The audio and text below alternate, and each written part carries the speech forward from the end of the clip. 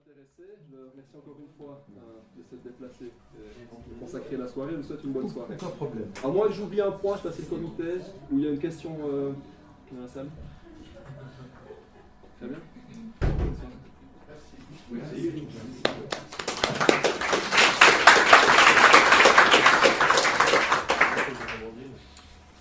Eh bien, merci beaucoup de mon côté de m'avoir invité. Je vais m'asseoir quand même. Je ne peux pas tellement rester debout, donc je comptais être debout, mais là je pense que ce serait mieux assis. Alors je vais essayer de répondre à la question qu'Elodie m'a posée.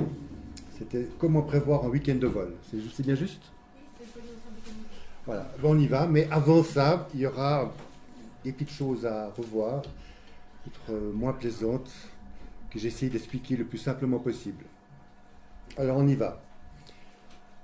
L'exposé est divisé en 3 parties. La première, c'est des rappels de notions de base, pression, température, humidité, chaleur, l'hémagramme, les modèles, les échelles de résolution.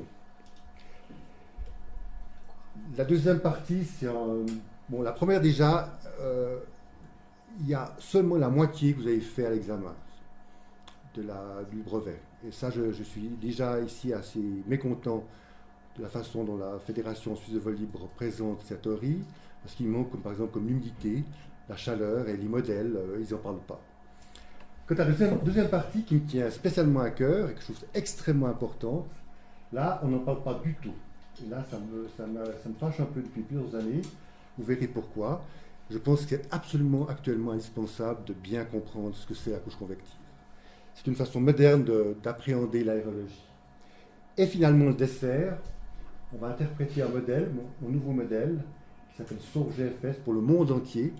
Pour ce qui est valable, j'ai fait pour le monde entier depuis quelques semaines. Et là, on va l'utiliser de façon très pratique. La première partie, je rappellerai simplement que l'atmosphère, c'est 20% d'oxygène et 80% d'azote, sous forme moléculaire et gazeuse. Il y a encore un peu de gaz carbonique. Au Moyen-Âge, on était à 300 ppm à peu près. Actuellement, on est à 400 ppm, parties par million. Et il y a des gens qui croient encore que l'être humain n'est pas responsable de cette augmentation. Mais le CO2 augmente chaque année. Il y a encore de la vapeur d'eau, de façon très variable. Évidemment, dans le Sahara, il y en aura très peu. Il n'y en a pas jamais, il y en a toujours un petit peu. Et il y a encore des gaz rares comme l'hélium, l'argon, tout ça, on n'en parle pas, c'est pas très important. Du point de météo en tout cas. Il faut savoir évidemment qu'on baigne dans l'atmosphère comme on baignerait dans un océan. Et que par conséquent, on ne sent pas peut-être, parce qu'on a l'habitude, mais que le corps subit une pression de toutes parts à cause de cet océan d'air. La pression. Vous savez tous expérimenter le fait de marcher sans ski et avec ski dans la neige. Vous savez ce qui se passe. Donc, la force et le poids, souvent, ne suffisent pas à expliquer le phénomène de pression qu'exerce un corps sur un autre. C'est pour ça qu'on a inventé la pression, qui est un rapport de force sur surface. Et en météorologie, on emploie le pascal comme unité, ou plutôt l'hectopascal, qui est égal à 100 pascal, et 1 pascal équivaut à 100 grammes par mètre carré. Pourquoi on a utilisé le pascal, et pourquoi on a utilisé surtout l'hectopascal? C'est parce que autrefois, on utilisait le millibar, et on a remarqué en faisant les calculs que 1000 hectopascal égale 1000 millibars, ce qui est très arrangeant, ce qui permet les gens de s'habituer. C'est environ une atmosphère. Donc c'est environ toute la pression de l'atmosphère équivaut à 1000 hectopascal. Comment on mesure la pression? Avec un manomètre, à l'aide d'une membrane qui se déforme quand il y a la pression. Et il y a 2 principes importants auxquels j'aimerais insister pour la pression qui s'exerce dans les fluides. C'est que la pression dépend de la profondeur. Plus on va au fond de l'océan ou de l'atmosphère, plus la pression est grande. Et le deuxième principe, c'est que la pression s'exerce de toutes parts. Si je mets ma main ici, la pression ici et là est exactement identique. Pourquoi je parle de la pression? Parce que la pression, comme je viens de le dire, dépend de l'altitude, dépend de la profondeur de l'océan atmosphérique. Et il y a bien évidemment une corrélation entre l'altitude et la pression atmosphérique. Vous avez ces chiffres que je vous invite progressivement à apprendre par cœur, parce qu'ils vous seront utiles tout le temps. Ça va venir en réflexe. 5500 mètres égale environ 5500 mètres égale 500 hectopascales, etc. Ça, c'est des chiffres, des couches standards que je vous invite à apprendre progressivement, qui ne sont pas difficiles, mais qui vous seront très utiles par la suite. Puisque l'altitude augmente, la pression baisse. Et par chance, dans l'intervalle qui nous intéresse, là, je n'ai pas été plus haut que 5500 mètres, la relation entre les deux est presque linéaire, dans l'intervalle qui nous intéresse. J'aimerais parler maintenant des 3 états de la matière, un petit rappel, avec l'eau. L'eau peut être à l'état de gaz.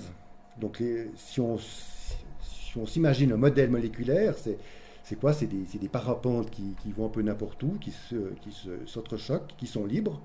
Tandis que le liquide, l'eau, c'est plutôt des molécules qui s'enroulent l'une sur l'autre et qui sont très rapprochées. Elles sont quand même libres, tandis que dans la glace, le solide, ce sont des molécules qui sont agitées, mais qui restent ordonnées de façon figée.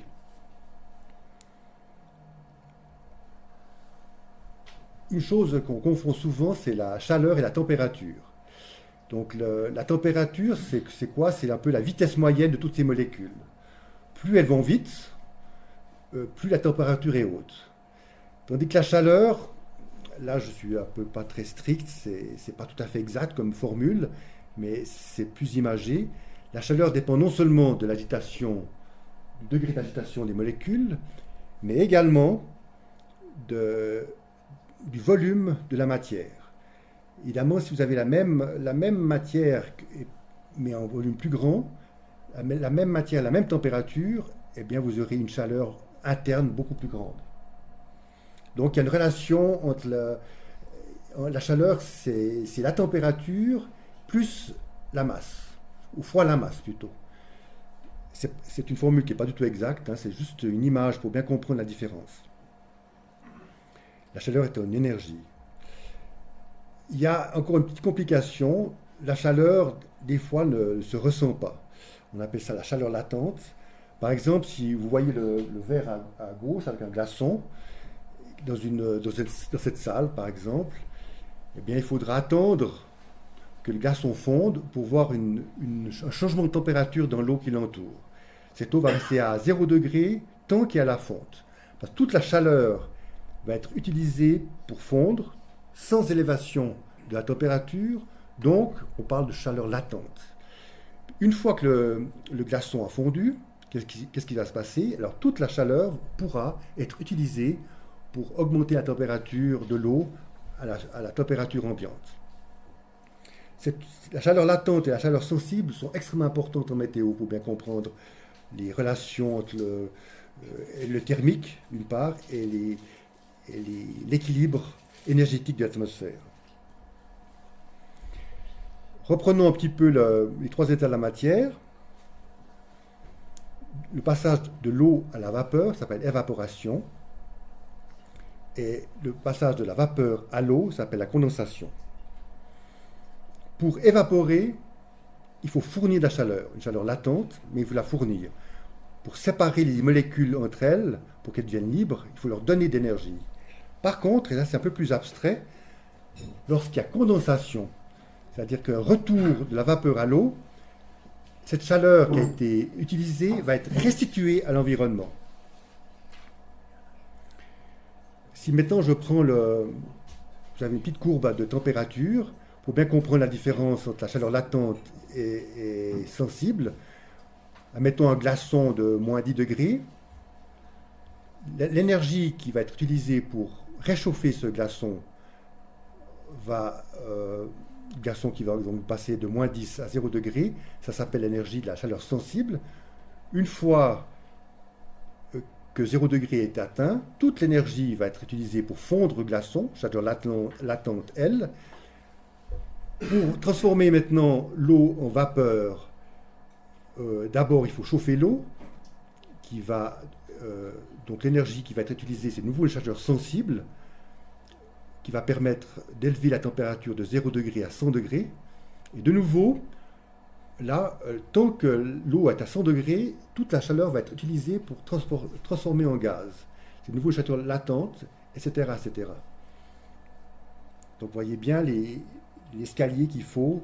Chaque fois qu'il y a un passage d'un état à un autre, l'énergie ne se manifeste pas par un changement de température. Donc j'insiste bien sur cette notion parce qu'elle sera utile pour juste dans quelques minutes, qui est abstraite. Quand il y a condensation d'eau, donc passage de vapeur à eau, il y a une restitution d'énergie. La température de l'air, on parle souvent de la température, mais il faut bien comprendre que c'est la température de l'air qui doit se mesurer à l'ombre. Parce que si vous mettez un thermomètre au soleil, qu'est-ce qui va se passer? Les rayons vont frapper le liquide et vous aurez des températures à 80, 90 degrés qui ne correspondent pas du tout à la température de l'air, mais à la température du liquide qui est dans le thermomètre. Donc c'est pour ça qu'il est extrêmement important de protéger ce thermomètre et de ventiler la protection.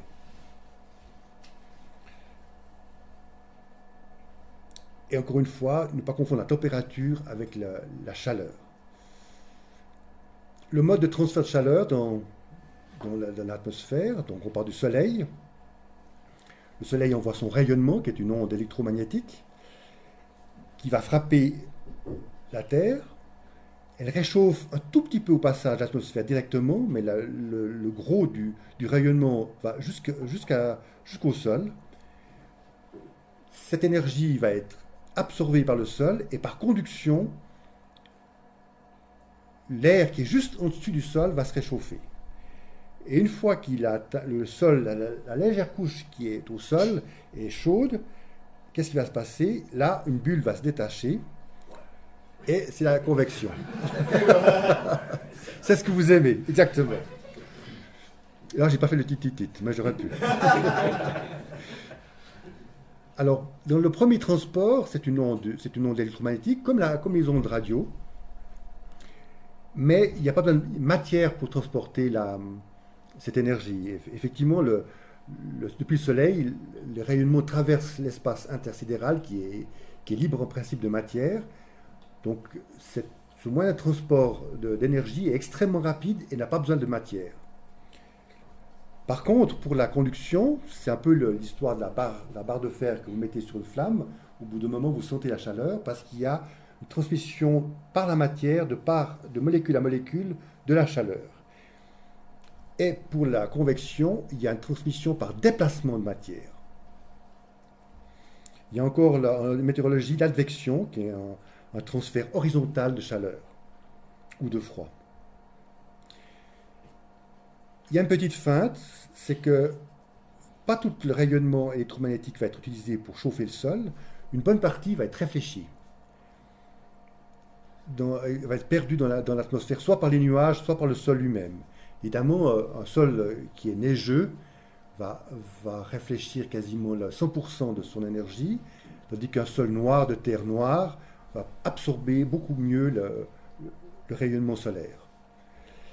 Après la conduction, il y a une autre petite feinte, c'est qu'une partie de la chaleur va être utilisée simplement pour l'évaporation. C'est la chaleur latente.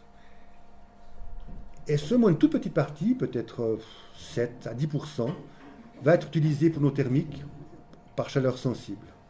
Vous voyez, finalement, au départ, on a 100% et à la fin, on a plus ou moins 10%. C'est pas grand-chose, en moyenne. Ça suffit. Heureusement que ce n'est pas plus fort parce que je pense qu'on n'oserait pas utiliser les thermiques. Qu'est-ce qui se passe durant la nuit? La Terre, qui a une certaine température, va émettre elle-même des ondes électromagnétiques, mais sous forme infrarouge. Donc l'air au contact va perdre de la température et c'est ce qui forme notre inversion nocturne. Lorsqu'il y a des nuages élevés, qu'est-ce qui va se passer? Ce rayonnement électromagnétique, ces infrarouges vont être réfléchis Et souvent, dans ces cas-là, il va faire plus chaud le matin qu'un ciel libre de nuages. Parce que l'inversion de température sera moins importante. Une chose très importante que j'y tiens, c'est que la vapeur, c'est vraiment un gaz qu'on ne voit pas. Ici, par exemple, il commence à avoir beaucoup d'humidité, puisqu'on est nombreux, mais on ne voit pas. Peut-être que dans un petit moment, on va voir apparaître de la buée qui n'est pas de la vapeur. La buée, comme le nuage, comme le hammam, c'est de la poussière d'eau. Donc c'est de l'eau liquide, mais en forme de poussière. Comment se transforme l'un à l'autre? Il faut se rendre compte qu'il y a une notion de saturation. Si je prends l'image de gauche, vous avez un récipient avec quelques molécules de vapeur d'eau.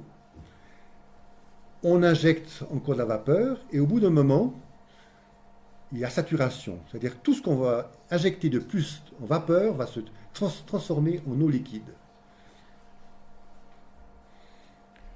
Donc la saturation, c'est la condensation. Dès qu'il y a saturation, il y a un fort phénomène de condensation qui se manifeste soit par de la buée, par du nuage, du brouillard, des flaques d'eau. Alors la saturation n'est pas la même selon la température. S'il fait froid, la saturation est très rapide.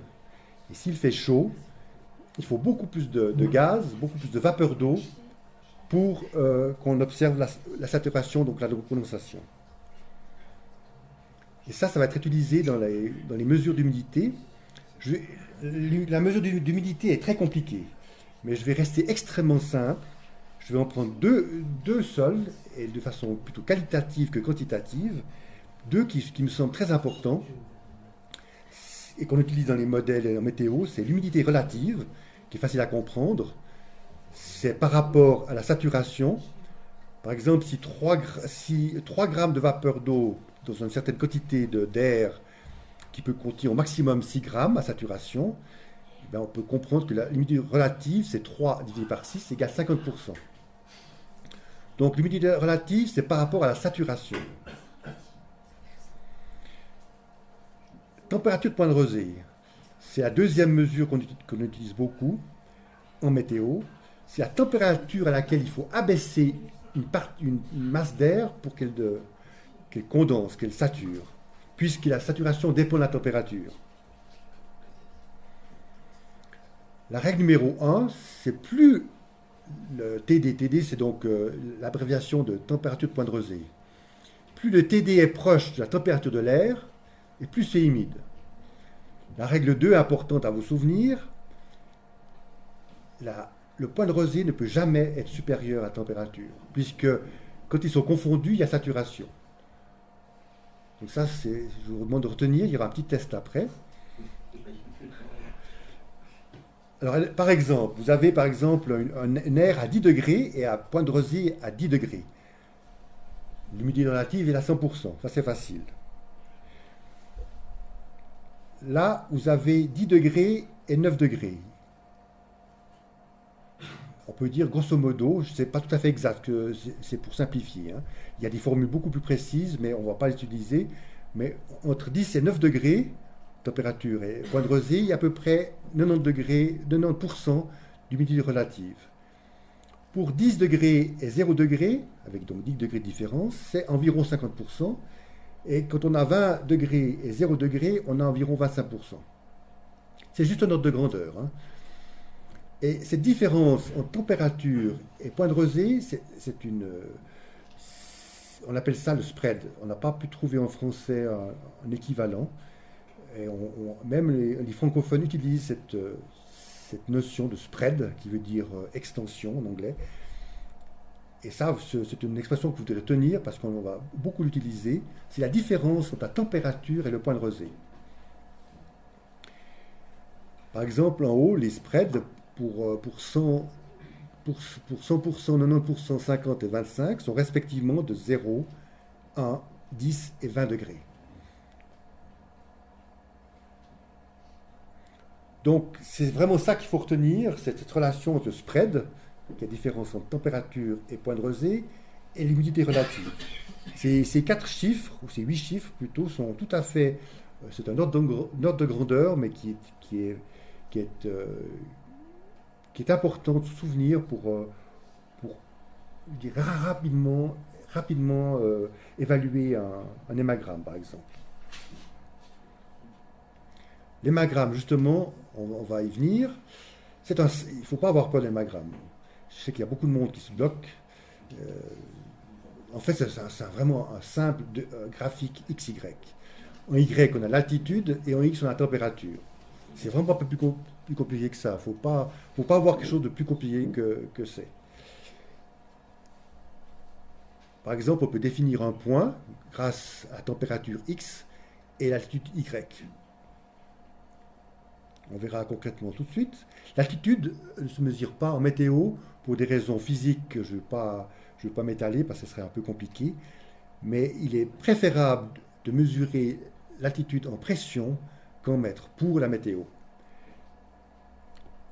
Et en X, on a la température ou le point de rosée. Et là, vous voyez l'intérêt du point de rosée. Et pourquoi on utilise cette unité? C'est parce que sur le même graphique, on pourra mettre 2 courbes, puisque c'est les 2 mêmes unités en degrés Celsius. Alors, vous avez par exemple un volume d'air à 20 degrés et à 12 degrés de point de rosée, à 850 hectopascales. C'est combien d'altitude, 850 hectopascales? 1500, juste.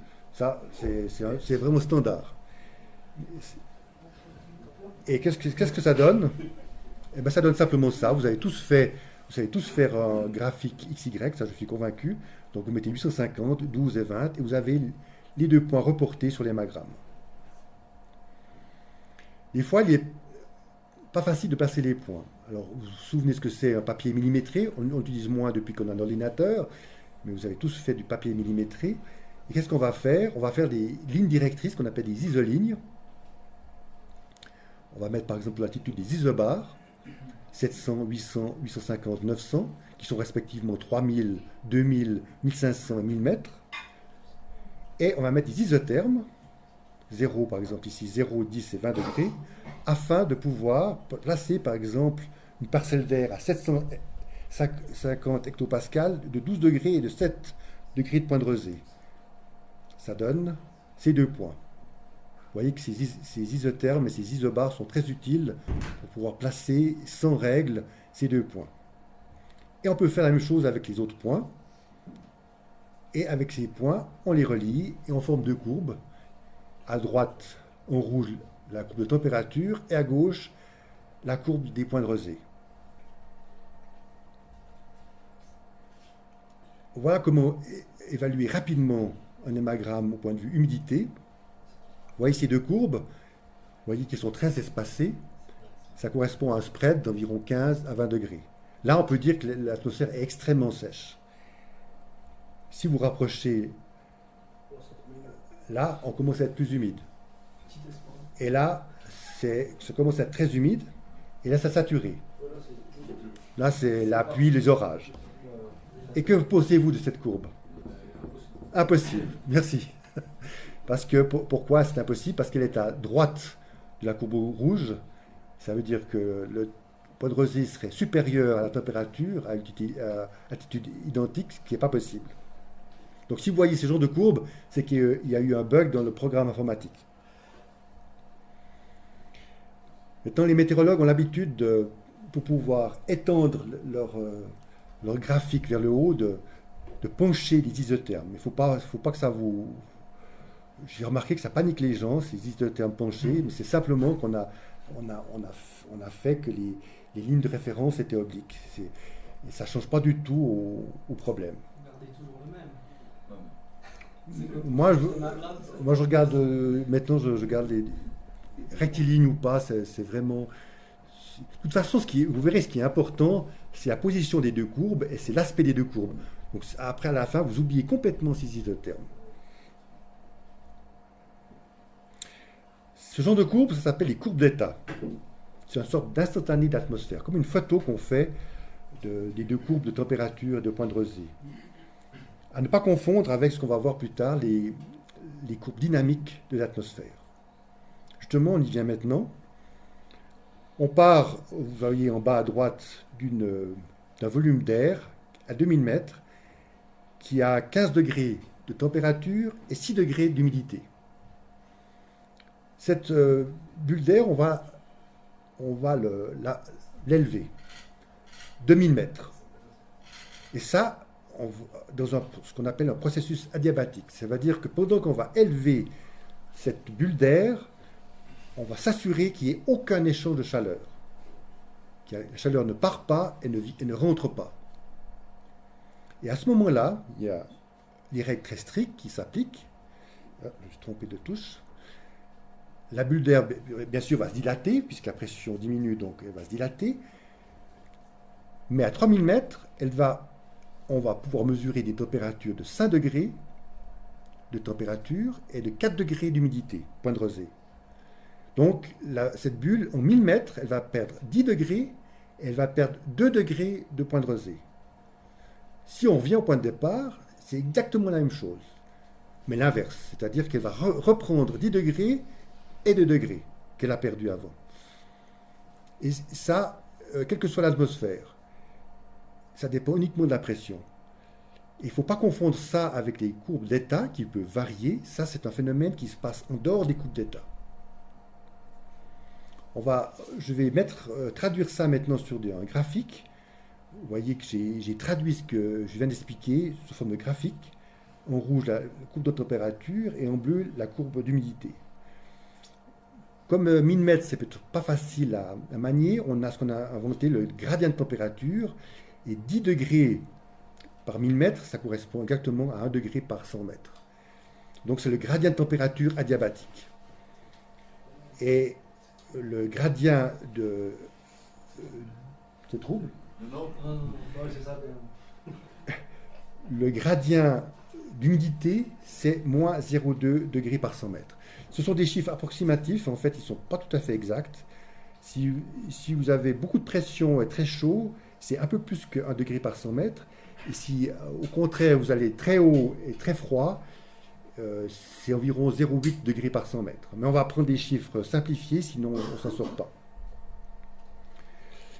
Qu'est-ce que vous voyez ? Eh bien, avec ces deux courbes qui ont des gradients différents, c'est qu'au sommet du graphique, le spread est toujours plus petit qu'en bas du graphique. Ici, il est à 1 degré. Qu'est-ce qui se passe maintenant si on continue à élever la bulle d'air ? Il y a un moment ou l'autre une saturation. Il y a un nuage qui se forme, bien sûr, mais surtout, ça va retourner de la chaleur. Je vous ai dit tout à l'heure que la condensation redonne de la chaleur. Qu'est-ce qui va se passer puisque ça redonne de la chaleur, donc ça va réchauffer un petit peu l'atmosphère, progressivement, le gradient va changer. Parce que la condensation apporte de la chaleur, le gradient n'est plus de 1 degré par 100 mètres, mais de 0,6 degré par 100 mètres. D'accord ? Avec le raisonnement ? Et puisqu'on est à saturation, la courbe des points de rosée va suivre exactement la courbe de température. Donc ça, c'est vrai qu'au départ, c'est un petit peu abstrait, mais c'est extrêmement important à se souvenir. Alors, puisqu'il y a effectivement un apport de chaleur, ce n'est plus une adiabatique, par définition. Adiabatique, ça vient du grec, ça veut dire pas d'échange de chaleur. Et là, on appelle ça la portion pseudo-adiabatique, par rapport à ce qu'on a vu tout à l'heure, la fonction adiabatique. Ça, c'est les courbes dynamiques, à ne pas confondre avec les courbes d'état qui sont en instantané de l'atmosphère. Les 0,6, c'est une valeur qui est définie ou c'est... Ah non, alors si vous voyez un vrai hémagramme, effectivement, c'était à raison de le dire, c'est comme le 1 degré de 0,2. Si vous voyez un vrai hémagramme, les courbes ne sont pas droites, elles sont un peu courbes.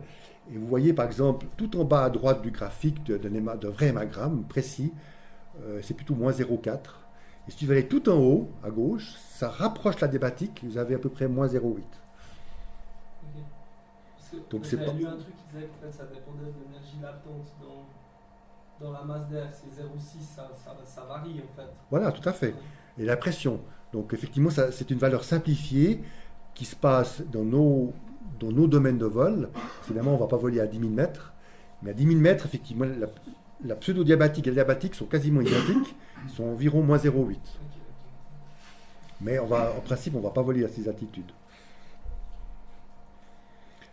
Un modèle numérique météo, c'est quoi? C'est un logiciel qui calcule et simule l'évolution du temps à partir d'états de l'atmosphère mesurée, donc l'atmosphère de départ, en fonction des lois de la physique des fluides. C'est ça. Et pour faire ça, il faut faire des mesures. Ces mesures, malheureusement, elles sont hétérogènes dans le temps et dans l'espace. C'est-à-dire qu'on n'aura pas de mesures au même moment et on n'aura pas des mesures bien quadrillées. Donc il faut faire un travail préliminaire qu'on appelle assimilation, qui est en fait, on transforme des choses hétérogènes en un état d'initial quadrillé, où on place dans une grille les différents état de l'atmosphère, température, humidité, vent, etc. Et une fois que c'est fait, et seulement une fois que c'est fait, on peut simuler et faire la prévision. Il faut avouer que l'assimilation, c'est apparemment, d'après ce que j'ai pu lire, c'est un calcul qui est encore plus difficile que la simulation. Là, je remets que l'état initial et les prévisions, c'est des données qui sont homogènes dans le temps et l'espace, tandis que les mesures sont hétérogènes. Là, c'est la grille en 3 dimensions d'un modèle. Vous voyez la résolution, ça peut varier de quelques centaines de mètres pour les meilleurs modèles, jusqu'à 10, 20, 30 km pour les modèles synoptiques, au point de vue horizontal, et au point de vue vertical, vous voyez que souvent, et quasiment toujours, la résolution à basse couche est plus grande qu'à haute couche, ce qui est bien pour nous, évidemment. Une chose qui paraît incroyable, c'est que chaque point de grille dépend de tous les autres, au point de vue paramètres. La grille est influencée par tous les points qui se trouvent autour de la Terre pour sa évolution météo. Et inversement, un seul point peut influencer tous les autres pour l'évolution de la météo. Donc, si on veut faire tourner un modèle, on est obligé de prendre toute l'atmosphère terrestre, même si on s'intéresse à un point particulier. Le problème actuel des modèles, c'est qu'on n'a pas assez de mesures. On a, par exemple, un radiosondage qui se trouve à Payerne, à Munich, à Lyon, je crois qu'à Lyon, il n'y a plus déjà, à Nice, à Milan, il y a des stations au sol, il y a des mesures d'avion. Bref, il n'y a pas tant que ça comme mesure, et c'est à cause de ça que malheureusement nos prévisions ne sont pas très exactes, ou pas autant exactes qu'on voudrait, même si beaucoup de progrès ont été faits ces dernières années. Comme exemple de modèle, on a le GFS que j'utilise, qui est gratuite, malgré le très haut niveau technique, parce que les USA ont une loi, malgré tous leurs défauts, les Américains ont comme une qualité, c'est qu'ils sont très généreux. Et il y a une loi, un amendement qui dit que quand le contribuable a payé un service, on ne peut pas le facturer. Et c'est grâce à ça qu'on a le GPS et les modèles. En Europe, on a le CEP, le Center European for Prediction, un truc comme ça, qui malheureusement, c'est secret défense. C'est une modalité que je trouve détestable, mais enfin, c'est comme ça. Et on a, donc ça, c'est les modèles synoptiques, les grands modèles du monde entier. On a les petits modèles à plus haute résolution, c'est Cosmo en Suisse et en Allemagne. Là aussi, c'est presque secret défense, quoique avec le nouveau site Météo Suisse, vous avez remarqué qu'on a le Cosmo 7. On a perdu le vent. Oui, mais on discutera après, mais il y a eu quand même quelques améliorations d'un côté, puis il y a eu une perte de l'autre. Et on a d'autres modèles, comme le WAF que j'utilise, voilà. Pour bien comprendre les échelles, imaginons une coupe des Alpes, que j'appelle la micro-échelle. Bon, c'est très grossier comme micro-échelle, hein, c'est pas une micro-échelle, mais admettons que ce soit un profil très détaillé. À méso-échelle, on aura peut-être ça, et à macro-échelle, on aura simplement une simple colline sans vallée. Un phénomène météo synoptique, c'est quoi? C'est l'anticyclone et les fronts. Les phénomènes à méso-échelle, c'est quoi? Le vent de vallée et les orages. et à micro-échelle en nanothermique. Voilà en horizontal ce que ça donne. À gauche, vous avez une courbe de niveau d'un relief à macro-échelle, et à droite, vous avez un modèle à méso-échelle avec une ébauche de vallée dans ce massif. Alors, ce qui est valable pour le relief que je viens de présenter est aussi valable pour les météos. Pour la météo, avec par exemple la température et les vents, il y a des vents et des températures à macro, à méso et à micro-échelle. On verra ça plus en détail après. Voilà, par exemple, une réalité qui n'est pas tout à fait réalité, mais qu'on peut admettre réalité. C'est un relief. Et qu'est-ce que ça donne avec un modèle? On a ce qu'on appelle une pixelisation de la réalité, une simplification. Et c'est comme ça un peu que le modèle voit le relief et la météo. Oui? En fait, chaque pixel, c'est la grille que tu nous as montrée tout à Voilà, l'heure. tout à fait. Maintenant, dans certains de ces pixels, il y a une station météo qui prend des Pas du tout. Ah, c'est pas comme ça? Pas du tout. Parce qu'il y a, voilà, c'est-à-dire qu'il y a une assimilation, il y a une sorte d'extrapolation, qui n'est pas du tout d'ailleurs extrapolation, qui est beaucoup plus complexe que ça. L'assimilation, c'est une technique mathématique qui est très très complexe. On va après Voilà. donner des informations Exactement. à chaque pixel de... Exactement. Ok. Donc ce que j'ai dit, c'est qu'au départ, on a des données hétérogènes dans le temps et l'espace, mais non seulement c'est hétérogène, mais elles sont peu nombreuses. Et on va essayer de mettre ça dans ces... Déjà là, il y a une Voilà. un gros boulot qui est fait, quoi. Alors, l'assimilation, c'est un truc qui paraît que c'est mortel, paraît-il. Ils font encore des concours, les mathématiciens les plus hauts niveaux en Europe et aux États-Unis font des concours pour celui qui fera chaque année la meilleure assimilation. Donc c'est encore il paraît que c'est un truc qui est d'une complexité énorme. C'est pas une simple interpolation, hein, c'est beaucoup plus complexe que ça. Pour bien comprendre encore le problème, voyez cette jolie rivière avec des petites chutes d'eau, des petites cascades, des petites contre-courants. Admettons qu'un modèle prévoit le débit, hein, tout simplement, mais on sait bien que si on observe la rivière, il y aura des lieux à contre-courant et avec tourbillon, des lieux où il n'y aura pas de courant du tout, et il y a des lieux où il y aura une accélération du courant.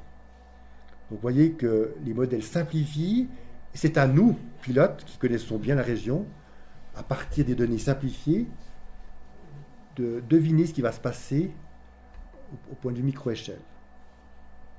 Et c'est là qu'on intervient. Les modèles, c'est fabuleux pour la prévision, mais nous, on a un gros travail à faire à partir des modèles, d'essayer de deviner comment seront nos conditions de vol. Et j'insiste beaucoup là-dessus parce que, par exemple, beaucoup de météorologues de météo suisse sont toujours prêts à critiquer les modèles, mais j'ai remarqué que souvent, l'intensité de leur critique est proportionnelle à la méconnaissance qu'ils ont des modèles. Donc, si on comprend bien ce phénomène, on passe de la simplification au détail, et si vous faites le plus souvent possible cet effort de comparaison, vous verrez que les modèles sont extrêmement utiles. Maintenant, les résultats des modèles, les outputs, comme disaient les Américains, on va présenter en 3 types. On a tout en haut le météogramme. C'est quoi un météogramme? C'est aussi un graphique XY où on a ordonné la valeur du paramètre et en X le temps. Donc ça se passe en un lieu précis, c'est l'évolution d'un paramètre avec le temps. L'hémagramme que je viens de présenter, c'est aussi un graphique XY. Ça se passe en un lieu et à un moment précis. Et en altitude Y, on va pouvoir étudier la température, l'humidité et le vent. La carte, ça se passe à une zone, une aire, à un moment précis. Là, en fait, on a les coordonnées topographiques en XY, et on a ce qu'on appelle des cartes d'isolignes, par exemple un isobar ou une isotherme, où on voit ce qui se passe sur une zone à un moment précis. Ah, c'est la fin de la première partie. J'espère que ça ne va pas trop embêter là, cette physique. Mais je pense que c'était important de faire ces rappels. Maintenant, on va faire la moitié de la deuxième partie. Après, on fera une petite pause. Donc la couche convective, pour moi, vraiment, c'est une notion que j'ai découverte il y a 10-12 ans en lisant les articles météo. Et c'est vraiment quelque chose que, avec ça, j'ai redécouvert l'aérologie et je pense tout à fait autrement qu'auparavant. Et je pense que c'est comme ça maintenant qu'on devrait raisonner. Je dis tout de suite, c'est pas une chose que j'ai inventée, hein, ça vient pas de mon délire. C'est un truc vraiment qui a été fait par des vrais scientifiques.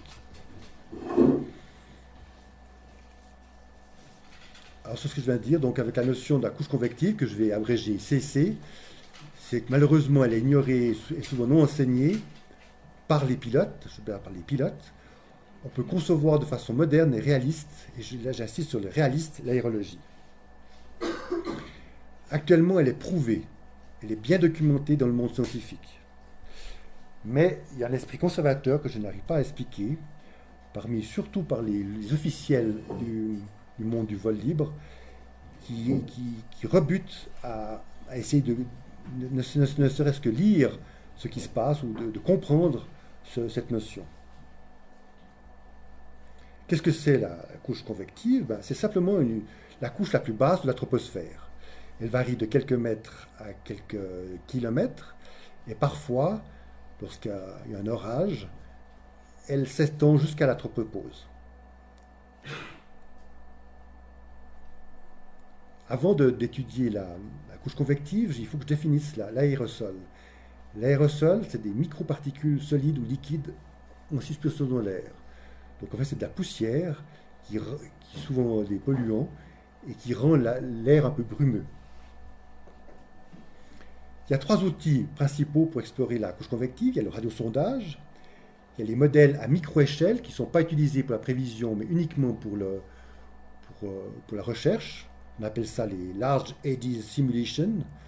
C'est des techniques de calcul qui sont un peu différentes des modèles de prévision. Et il y a finalement un outil moderne qui est extraordinaire, qu'on appelle le LIDAR, et surtout le LIDAR Doppler. Juste un petit rappel du radiosondage, c'est un ballon rempli d'hélium, avec un dispositif qui va mesurer la température et l'humidité. Durant la montée, il va transmettre sans arrêt ces mesures dans une station de réception. Celle-ci va également mesurer les mouvements du ballon et pour en déduire la vitesse et direction du vent. Donc au final, on a une courbe d'état de l'atmosphère mesurée avec la vitesse et direction du vent et température et humidité. Qu'on peut mettre après sur un hémagramme, c'est ce qu'on fait souvent. Le LIDAR, il ne faut pas avoir peur de cette notion, c'est en fait simplement un émetteur d'ondes lumineuses de type laser qui va rencontrer les aérosols. Ce faisceau va être atténué durant sa traversée, mais il va aussi réfléchir les ondes lumineuses. Donc c'est un peu ce que vous voyez, cette image. Ce que vous voyez, ce n'est pas les rayons du soleil, c'est en fait les aérosols qui sont éclairés par le soleil. Ça fait des jolis faisceaux, mais ce n'est pas la lumière, ça. Ça, c'est vraiment les aérosols qui envoient la lumière réfléchie. Donc en fait, c'est le lidar du pauvre. Et ensuite, qu'est-ce qui va se passer? C'est qu'on va réceptionner ces signaux, on va les traiter de façon informatique assez complexe, exactement comme le scanner et l'IRM en médecine. On va faire des images en coupe de l'atmosphère, et vous verrez des très belles images après de l'atmosphère grâce à cet appareil. Vous voyez ici une zone d'ombre, ça veut dire qu'il n'y a plus de signal derrière. Pourquoi? C'est parce que quand il y a un cumulus ou un nuage, le laser est entièrement réfléchi et derrière, on a ce qu'on appelle une zone d'ombre, il n'y a plus aucun signal. Vous verrez des exemples un peu plus tard. Quelques remarques. La couche convective, en fait, fait partie de ce qu'on appelle la couche limite planétaire, qui comprend la couche limite nocturne avec son inversion au sol qu'on a vu tout à l'heure, et la couche convective, donc c'est la couche où se passe nos thermiques. En anglais, on dit boundary layer ou mixing boundary layer parce que vous verrez que c'est une couche de mélange. D'ailleurs, en français, on parle déjà des fois dans certains bouquins de couche de mélange. Là, juste comme un petit rappel, la convection, c'est la notation scientifique pour thermique. La couche convective, comme je l'ai déjà dit, varie de quelques mètres à 2 à 4 km. J'ai vu même plus, il n'y a pas très longtemps, en observant le modèle GFS en Namibie, où c'était quasiment 5 km. Alors, la couche convective a quelques caractéristiques très importantes qu'on va regarder maintenant. Elle est très turbulente, il y a des mouvements incessants d'air verticaux, et ce qui entraîne d'importants mélanges d'air et un contact fréquent avec le sol. Par conséquent, vous voyez, là j'ai résumé avec des grands cercles noirs où ça monte, descend, ça monte, descend. Et au-dessus, vous n'avez quasiment aucun mouvement vertical. Donc déjà là, on voit qu'il y a une couche qui se forme. Ensuite, elle est riche en aérosol. Mais évidemment, puisqu'il y a sans arrêt un brassage, c'est comme quand vous soufflez sur une table où il y a des poussières, ça va faire de la poussière. Donc c'est une couche qui est extrêmement riche en aérosol et vous verrez tout de suite, des images très, très parlantes. J'ai représenté ces aérosols par des petits points gris là. Ensuite, l'humidité est homogène. Évidemment, puisque sans arrêt ça monte et ça descend, et qu'on vient de voir qu'une parcelle d'air qui monte et qui descend à moins 0,2 degrés par 100 mètres, eh ben, on observe, et vous verrez des exemples très concrets après, qu'effectivement, dans la couche convective, l'humidité a un gradient de moins 0,2 degrés par 100 mètres. Je mets moins parce que, conventionnellement, quand l'altitude augmente, la température diminue. Alors, vous voyez ici la courbe bleue, vous voyez bien que au niveau de la couche convective, elle a un gradient particulier et qu'en dessus, il y a un assèchement brusque. La température maintenant, elle est aussi homogène. De nouveau, à cause de ce brassage haut-bas, à un moment, c'est la température, le gradient, puisqu'il y a sans arrêt des montées et des descentes, le gradient va atteindre le gradient diabatique. Et la limite supérieure, à cause de ça, est souvent marquée par une inversion de température. Alors on parle toujours de l'inversion de température, mais on oublie que c'est grâce à la couche convective qu'il y a cette inversion de température.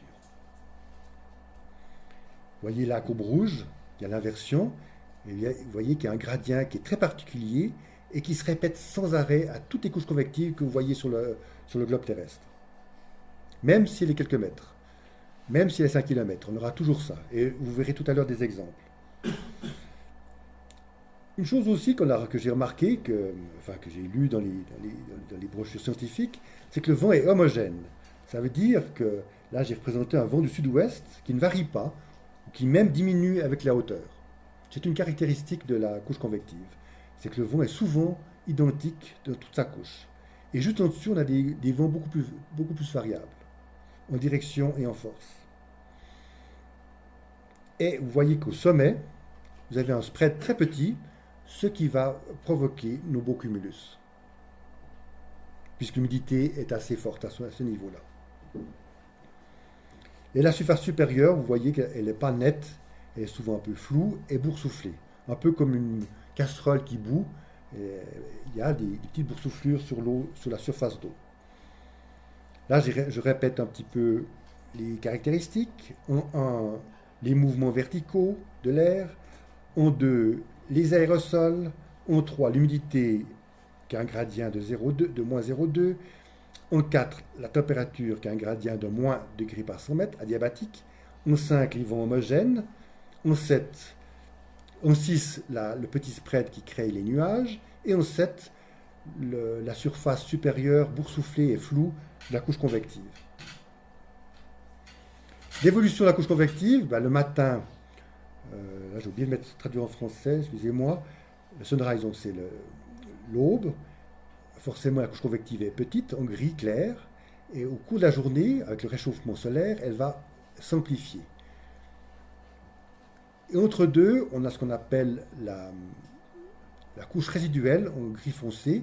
C'est la couche convective ancienne qui est restée durant la nuit.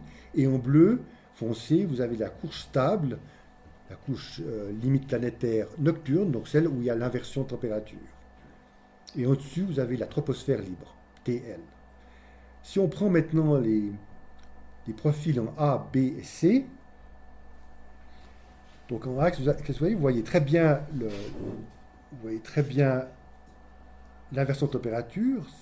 Ça s'appelle la couche stable, la couche limite nocturne. Et en dessus, on a la couche résiduelle. Donc ça, on se trouve ici, durant la nuit. Au matin, on a l'inversion qui commence à s'effacer par le réchauffement. On a une partie de l'inversion nocturne qui persiste et on a la couche résiduelle en dessus.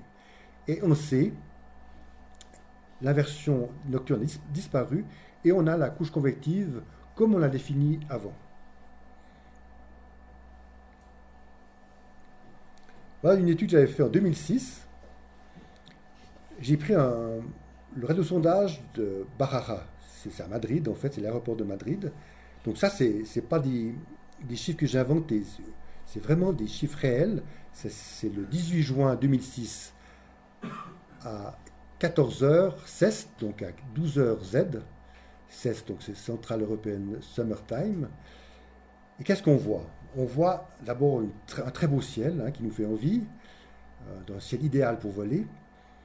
Et si on observe le radiosondage, au même moment, et quasiment au même endroit, qu'est-ce qu'on voit? On voit exactement ce que je vous ai expliqué, à savoir le gradient de température de moins 1 degré par 100 mètres, vous vérifiez avec les carrés, 10 degrés et 1000 mètres, le gradient humidité, le petit spread, l'inversion. On a souvent ce qu'on appelle un suradiabatisme quand il fait très chaud. Oubliez ça, on va santé.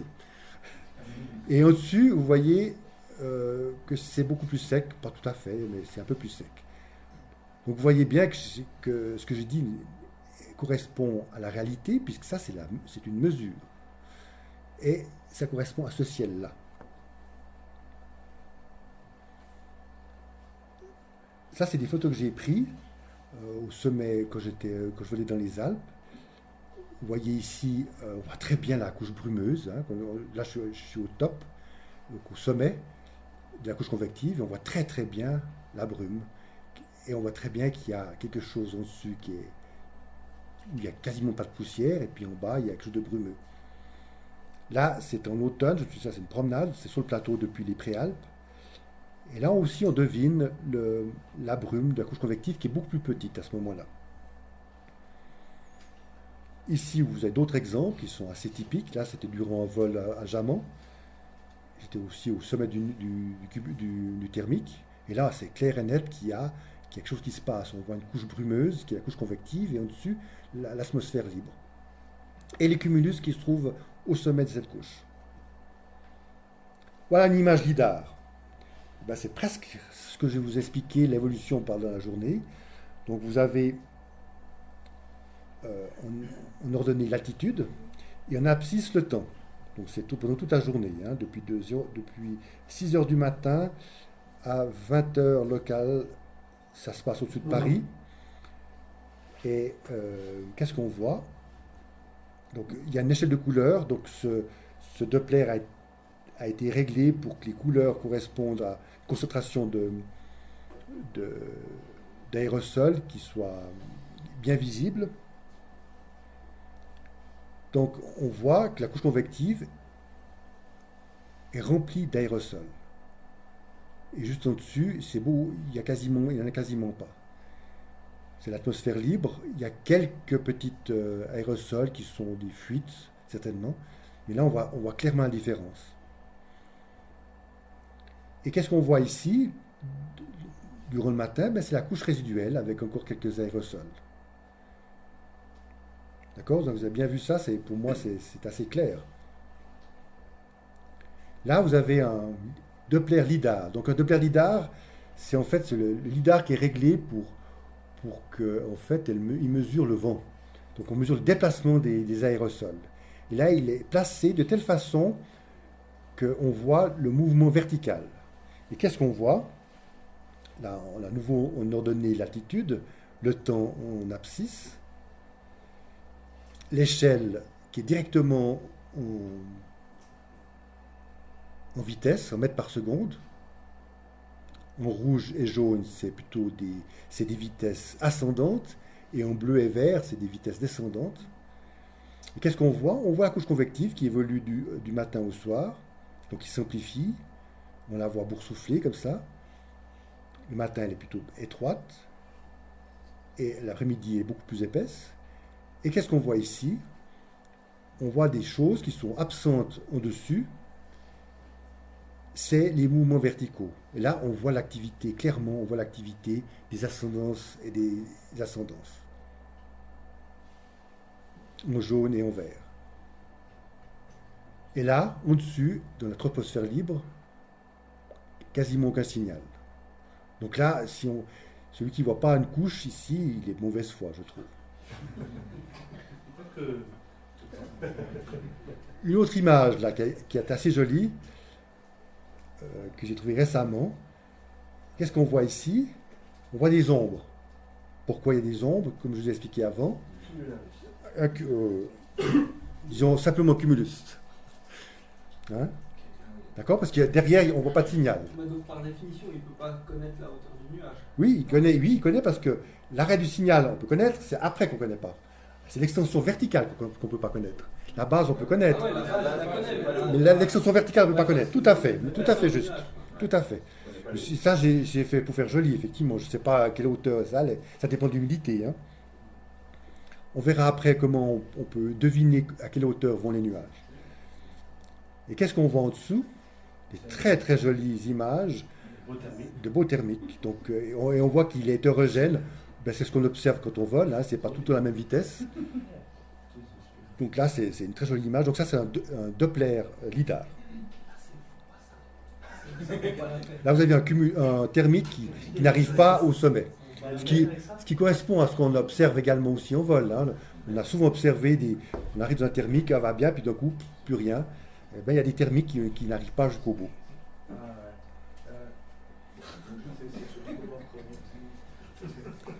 Là, on arrive à une autre méthode mathématique. On a fait des simulations de cette couche convective.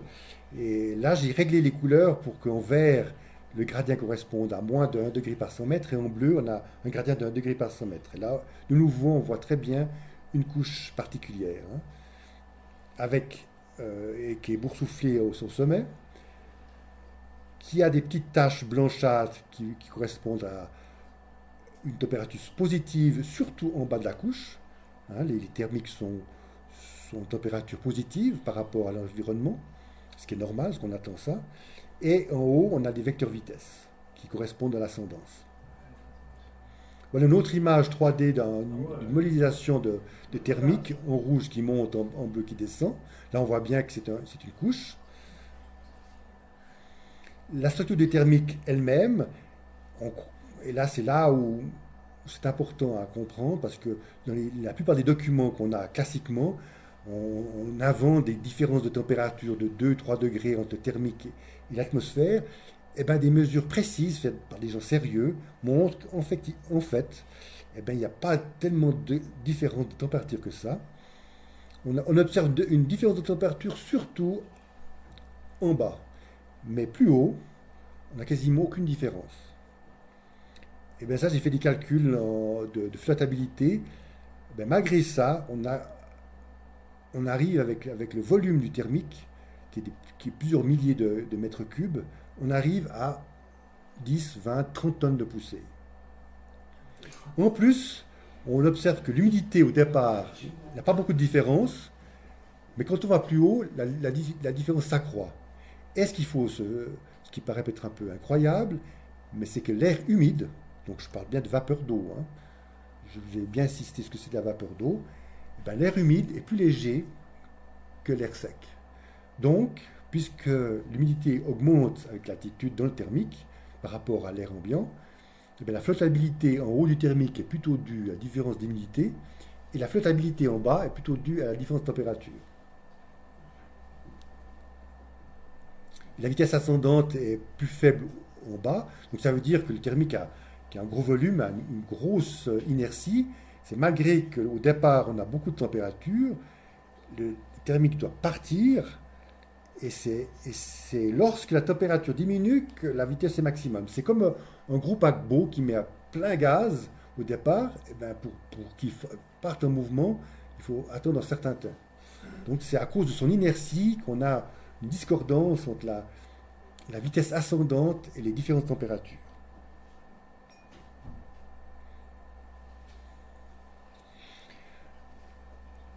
On fait une pause maintenant peut-être? Je peux juste poser une question. Oui, La petite inversion qui est en fait au sommet de la couche convective, oui. c'est quoi qui la provoque? C'est la subsidence ou bien c'est... Alors, c'est une très bonne question. J'ai posé ça au Si tu le docteur. traites plus tard, Je ne veux pas le traiter parce que ça demande des notions de mathématiques très complexes. Mais effectivement, je crois on peut expliquer qualitativement. J'ai discuté avec le docteur Bruno Naniguer, qui est physicien à Zurich atmosphérique, qui souffre également, qui est instructeur de vol à voile, et qui souffre également du conservatisme de ses confrères. Lui, c'est un bon physicien. Et lui explique, il m'a dit simplement que la couche convective, que la création de la couche convective explique très bien physiquement et mathématiquement l'inversion. Donc c'est le fait qu'il y ait une couche convective qui a une inversion par répartition de la chaleur et de la température. Donc on peut le démontrer mathématiquement. Mais ça, c'est ce qui conviendrait d'appeler le phénomène de subsidence ou bien... Alors subsidence, c'est en dessus. Pas du tout. C'est pas du tout obligatoire qu'il y ait une subsidence. D'accord. La subsidence peut augmenter l'inversion, mais le fait qu'il y ait ces mouvements verticaux lui-même fait qu'il y a une inversion au-dessus. Par répartition. C'est en fait toute la pression de cette couche qui Voilà, fait une petite couche de réchauffement. Voilà, il paraît que c'est assez complexe à prouver mathématiquement, mais c'est parfaitement explicable. Alors je ne vais pas vous faire partir en fuyant. D'ailleurs, je n'ai pas tout compris ce qu'il a dit, mais avec du calcul intégral et différentiel, il arrive à démontrer. On vous fait une petite pause 5 minutes, on ouvre les fenêtres. Bon, on va continuer. Alors, on s'est arrêté aux pleines couches convectives. Donc, vous voyez cette image. Vous voyez qu'en fait, la couche convective, elle va suivre le relief. Et c'est là une des contradictions avec la notion conservatrice de l'aérologie, où ils font des inversions qui vont vers le relief, puis ils imaginent que les sommets sont en dehors de l'inversion, tout ça.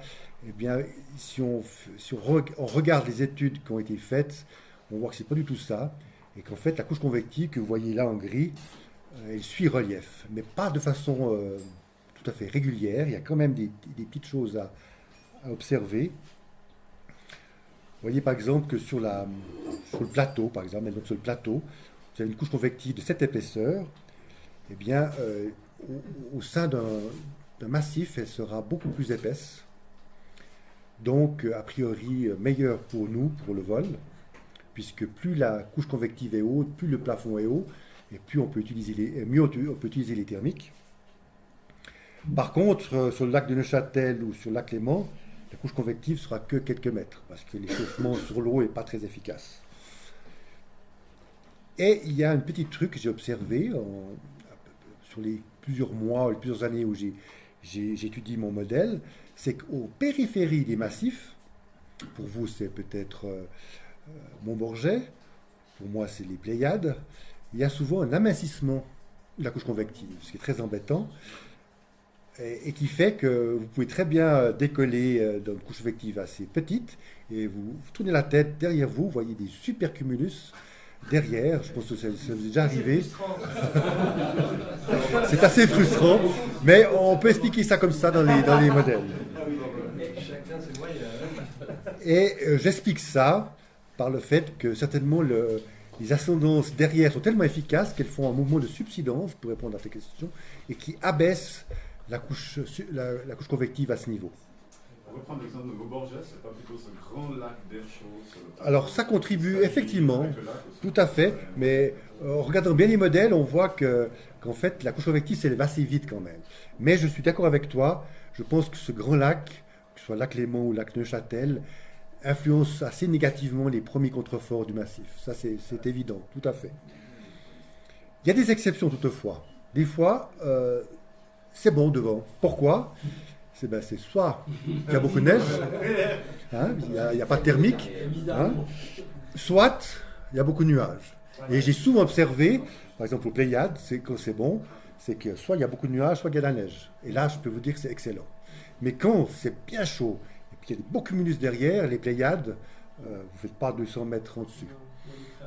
Le préalable en général, il y a tout un, vous verrez après un schéma, où il y a toute une zone autour des préalpes qui sont difficiles à exploiter. Ce serait un appel d'air Non, c'est justement parce qu'il y a le retour par-dessus subsidence.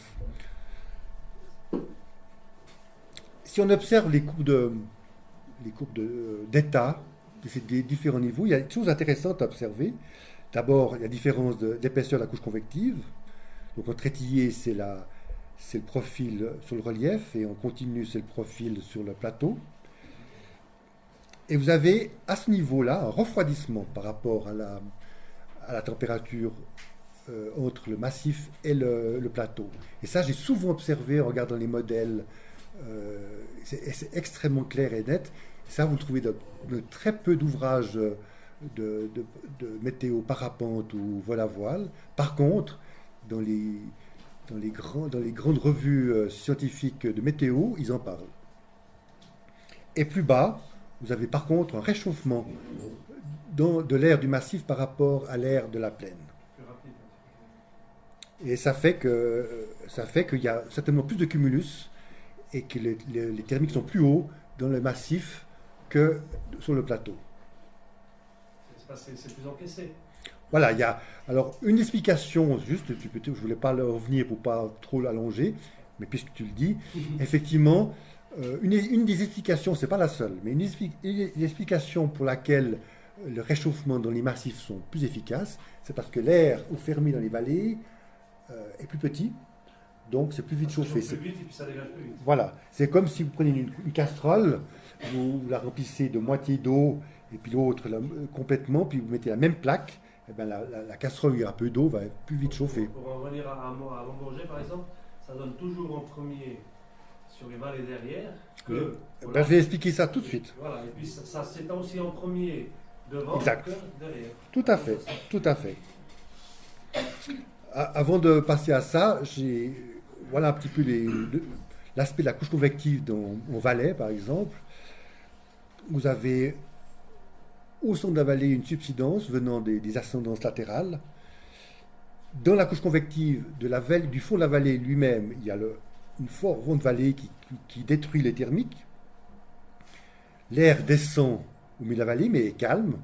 J'ai souvent observé quand je fais depuis un thermique du sud du Valais au nord ou l'inverse, j'ai souvent observé que quand vous traversez, c'est hyper calme.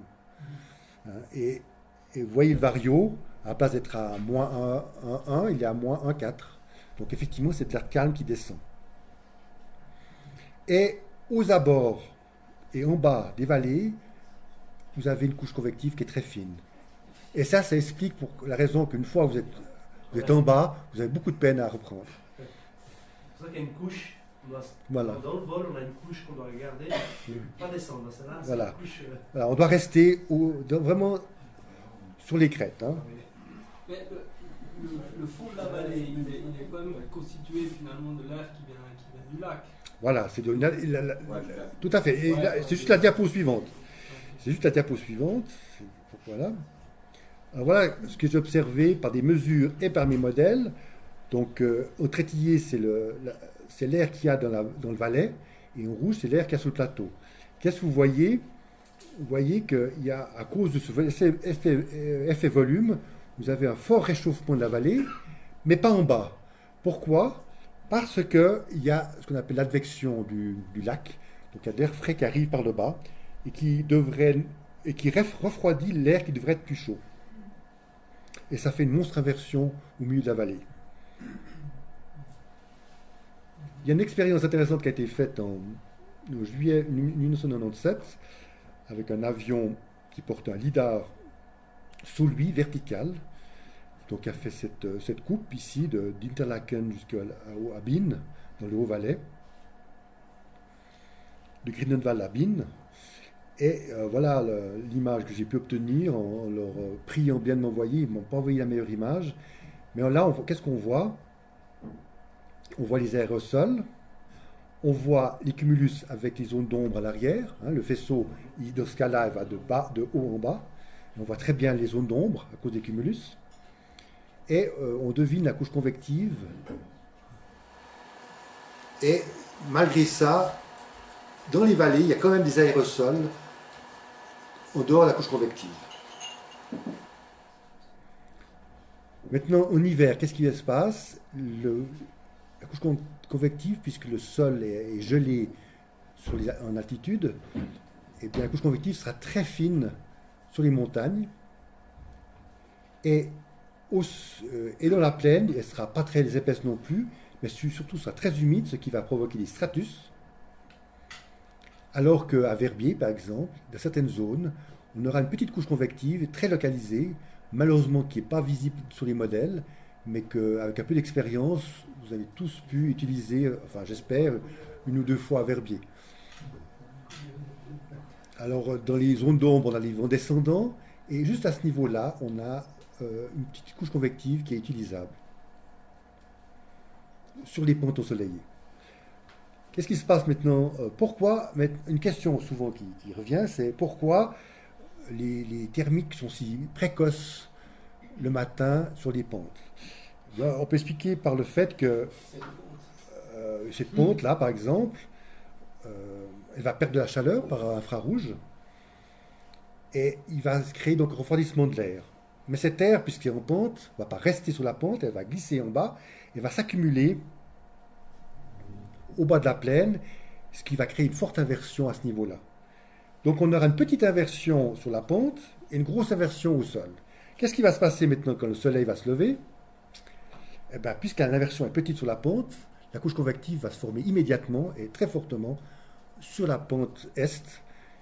Et c'est pour ça qu'on peut expliquer que de façon très précoce, on a des thermiques sur cette pente est, alors que dans la plaine, il y a encore une inversion qui fait qu'on ne peut pas l'exploiter. Le rayonnement est aussi meilleur si alors il y a, tout à fait, il y a aussi une question de rayonnement, mais ça ne suffit pas à expliquer. Ouais. Et je pense que le phénomène principal, c'est quand même ça. Mais je suis d'accord avec toi, en montagne, le soleillement est bien meilleur. Là, je vous ai représenté un petit peu une image de micro-échelle. Bon, c'est très grossier, hein, mais on imagine que ce soit ça, avec le terrain en vert, la couche convective en gris, et puis les aérosols un peu dans la vallée quand même. Et bien, à méso-échelle, par les modèles, on aura ça, qui est déjà plus simplifié. Et pour GFS, modèle synoptique, on aura ça. Convergence et couche convective, ça c'est aussi, j'ai remarqué en fait, en regardant la littérature scientifique, c'est comme on pourrait beaucoup mieux expliquer par exemple le vent de la mer avec la couche convective. D'ailleurs, en observant les modèles à méso-échelle, comme RAS par exemple, j'ai remarqué qu'en Italie, j'ai pu repérer plusieurs jours des zones de convergence avec une grosse couche convective juste dans les Apennins et qui se prolonge vers Venise jusqu'à Udine. Donc, et cette zone revient souvent. Donc, qu'est-ce qui se passe avec avec la convergence? Donc, on a les vents au sol qui s'opposent. Forcément, en s'opposant, elles vont créer une zone centrale d'ascendance. Et par conséquent, à ce niveau-là, on aura un épaississement de la couche convective, ce qui est extrêmement favorable pour nous. Latéralement, on aura des zones de subsidence et de descendance et des zones de divergence au sommet de la couche convective. Alors on a par exemple la brise de mer. Si on imagine ce côté, la brise de mer, et l'autre côté, un vent opposé, un vent général opposé. Et les anciens appelaient ça un front de mer, mais je trouve que là, finalement, la comparaison n'est pas très juste. En fait, c'est simplement un épaississement de la couche convective qui devient plus humide au sommet et plus large. Et cette zone est très utilisable pour le vol. Une question. Là, sur ton modèle, les deux vents qui se rencontrent ont l'air d'avoir la même force, ce qui n'est pas toujours le cas, évidemment. Pas toujours, mais s'il y a trop de différence, il n'y a pas ça. On a remarqué, ici en Suisse, on n'en a pas beaucoup des confiances, mais il y a des coins comme Piedrahita, il y en a beaucoup. Puis, je ne suis pas d'accord avec toi. On a remarqué qu'il y a toujours un côté qui est beaucoup plus turbulent que l'autre. Bah oui, parce que souvent le vent météo domine et ça fait un peu l'effet sous le vent. Mais par exemple, il y a une petite zone convergence que j'aime beaucoup, qui est peu connue, je ne sais pas les panneaux connaissent, mais c'est au Mont Pèlerin à Lausanne. Quand il y a une petite bise, je l'ai utilisé 2-3 fois et c'est tout à fait extraordinaire. C'est juste, il y a l'avo d'un côté et puis il y a la bise, et d'ailleurs il y a des cumulus, et on l'utilise et elle est absolument fabuleuse. Mais elle est assez rare, parce qu'il faut que la bise ait une vitesse très précise, parce que si elle est trop forte, évidemment, ça ne va pas, puis si elle est absente, la brise se diffuse tout le long, et puis on n'a pas de zone de convergence. Donc c'est mieux de la prendre du côté du vent le plus fort. Oui. Ou simplement parce qu'on ne peut pas voir en vol, c'est moins turbulent. C'est le plus simple. Alors, il y a l'autre, c'est le long de relief. Hein, quand il y a un petit vent d'ouest, par exemple sur le relief de Jamant, il y a un petit vent d'ouest, et puis de l'autre côté, de Gruyère, il y a les thermiques. Et là, tout le long, on a une jolie zone de convergence. Mais ça, c'est arrivé quelquefois dans le Jura aussi. Si on a un petit nord-ouest certainement. et puis qu'on a une bonne instabilité devant, tout à fait. Ça crée une petite convergence tout à fait. Qui crée un joli alignement. Moi, j'ai fait une fois le Wesenstein par ici, retour, où c'était quasiment qu'une zone de convergence finalement. Mais je ne connais pas très bien le Jura, donc je te laisse apprécier le Jura comme même, parce que je ne peux pas trop en parler. Voici une zone de convergence très complexe, qu'une zone que je connais très bien. Ce sont les préalpes vaudoises et bernoises. C'est un super coin. Et là, qu'est-ce qu'on voit? C'est une zone que j'aime beaucoup, c'est Wischpil. C'est pourtant une petite colline, hein, quand vous la voyez, elle ne casse rien comme ça. Et pourtant, ici, vous avez systématiquement un plafond qui est beaucoup plus élevé que partout ailleurs. En automne c'est bon. Hein. Même en automne, même en novembre. Hein, même en novembre, j'ai fait des 20 km ici. Donc, qu'est-ce qui se passe? En fait, c'est une zone de convergence extrêmement complexe. Vous avez les vallées, avec les vents de vallée. Vous avez d'Aigle, par exemple, ça monte d'Aigle et qui va vers le col du Pillon. Vous avez ici, donc vous voyez que tous ces vents se rassemblent dans cette zone. Et forcément, ici, vous avez globalement, à méso-échelle, une zone de convergence. Mais à micro-échelle, il y a encore autre chose qui se passe. C'est qu'en fait, les zones de convergence, c'est uniquement les crêtes. Et tout ce que j'ai dessiné là, en violet, c'est ce que je connais comme zone de convergence. Donc en fait, c'est une zone de convergence qui est très complexe. Là, je suis un peu contradictoire avec toi, c'est qu'en Suisse, finalement, il y en a beaucoup. Mais c'est pas aussi simple qu'une brise de mer. C'est même pas aussi simple de se rendre compte qu'on est... Voilà, tout à fait. Mais j'ai mis 15 ans à comprendre ça. Tu vois. Donc voilà. Et puis surtout, ce que je voulais dire, c'est qu'en zone bleue, comme je vous ai expliqué tout à l'heure, ici, là, si ici l'activité thermique est maximale, bonjour pour exploiter le thermique tout autour. Il n'y a pas plus rien. Mais c'est quoi le arrivé comment ce résultat? En fait, c'est une synthèse. C'est en observant les modèles, on raspe journellement les zones l'épaisseur de la couche convective et les zones de convergence. Et j'ai fait une synthèse, en fait. Parce que ce qui est assez génial, c'est qu'il y a quelques gros points qui sont très connus des bélivoles, quand on fait des tout à fait. Qui sont clairement marqués en violet, là, sur ton truc, comme pompe à couillon. La Gunflou, par exemple, ou même ici, que je connais, les volivoles aiment beaucoup, c'est l'Abrishorn. Là, ils prennent un pied. Et, juste pour dire, cet été, hein, je suis parti d'Inisen où j'ai gratté. Puis on arrive ici, et l'Abrishorn, je ne mens pas, c'était pop, pop, pendant 5 minutes. Puis après, et j'ai fait un thermique avec un rayon de 500 mètres. Et monté à 3500 mètres. Alors que j'ai sué avant. Et on n'a pas eu de la chance, parce qu'on a décollé du Pitchville, et puis on a transité depuis la règle, puis on a sauté sur Adelboden, et puis là-bas, le plafond était plus bas. Mais tu vois, à Adelboden, ça marche pas. Ah, mais Adelboden, ici, ça, là, il faut rester ici. Hein. Ouais, c'était dans les nuages. À Donc, l'entrée de la vallée de Tsai-Simon, c'est extrêmement juste. Parce que si on essaye de gratter sur les c'est plus premiers dur. reliefs à l'entrée, C'est très dur. c'est mort. Ouais, Il mais faut parce- justement rentrer, tourner à droite. Et il y a aussi une petite zone que j'aime beaucoup parce que je connais très très bien, c'est celle-ci là. Là, je connais par cœur. Là. Ah oui, mais ça, c'est. Ça, c'est chacun son truc. Chacun son jardin. Chacun son jardin. Exactement. Voilà. Et il y a un petit phénomène que j'y tiens, c'est qu'en fait, souvent, les vents ne vont pas, les vents de vallée ne vont pas se rejoindre au plus haut point, mais au point où ça chauffe le plus. Et il y a le célébrissime Maloya Wind, qui est connu qu'en fait, contrairement à ce qu'on devrait attendre, il n'y a pas de vent de vallée dans ce coin-là, mais un vent qui descend. En fait, c'est le vent de vallée du Val Bregaglia qui remonte le col de Maloya et qui descend. Et ici, on a la zone de convergence, mais pas au centre de la vallée, contrairement à ce qu'on pensait avant, mais latéralement, il y a les convergences maximales là autour. C'est différent de fiche. Quoi. Ben c'est à peu près la même chose que Fiche.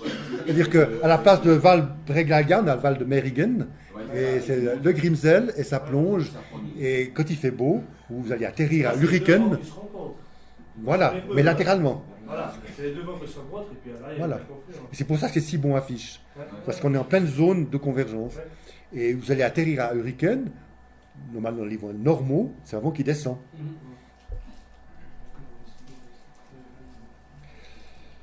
Alors voilà, c'est l'ancienne représentation, c'est la notion de CC, donc on fait une inversion comme ça, comme si ici le soleil ne pouvait pas réchauffer la pente. Et voilà, c'est l'aberration, c'est comme ça. En avant des coupes d'opérateur avec des gradients absolument délirants. On imagine moins 0,8 en dessous, en avant n'importe quel gradient, hein, qui ne correspond pas du tout à la couche convective. La courbe d'humidité est souvent non décrite dans ces anciennes notions. On imagine des différences de température entre le thermique et l'air monstrueuses, des fois 3-4 degrés. Enfin voilà. On imagine un thermique comme ça, hein, avec une adiabatique, mais une différence de 3 degrés. On imagine le thermique sur la montagne qui n'est pas dans une couche convective, qui est dans l'atmosphère libre, parce que c'est une aberration. Enfin bref, voilà, c'est ce qu'on enseigne actuellement. Alors que si on fait avec la couche convective, vous voyez qu'on a plutôt cet aspect-là, avec les gradients que je vous ai décrits, avec la courbe d'humidité, avec les différences de température que j'ai décrites, avec les thermiques, donc 3 différences en bas, mais tout de suite on a des faibles différences, et on a donc en fait, voilà. Et au niveau de la pente, on a également le même principe, mais on reste dans la couche convective. Donc vous voyez, entre ces deux représentations mentales, il y a une énorme différence. Et je pense qu'on doit vraiment raisonner comme en bas, d'après tout ce qu'on connaît maintenant au point de vue météorologique. Donc vous voyez la différence entre avant, ce qu'on enseigne encore maintenant, et ce que je vous propose là.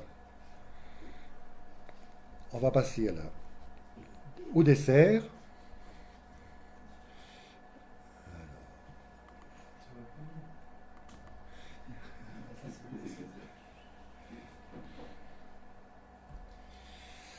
Le dessert, donc j'ai en fait le modèle GFS, il est gratuit. Non seulement il est gratuit, mais il y a des serveurs américains où vous pouvez puiser les données tout à fait légalement et les utiliser. C'est parfaitement légal, c'est même encouragé. Et avec ça, donc j'ai utilisé le modèle américain qui est de très haut niveau et j'ai fait un petit modèle, une présentation de modèle que j'ai appelé Soar GFS parce qu'il est adapté au soaring. Alors, tout de suite, on va voir les hémagrammes que j'ai faits. voici un... Mettez bien ces courbes dans la tête parce qu'elles sont idéales. C'est un sondage idéal ici.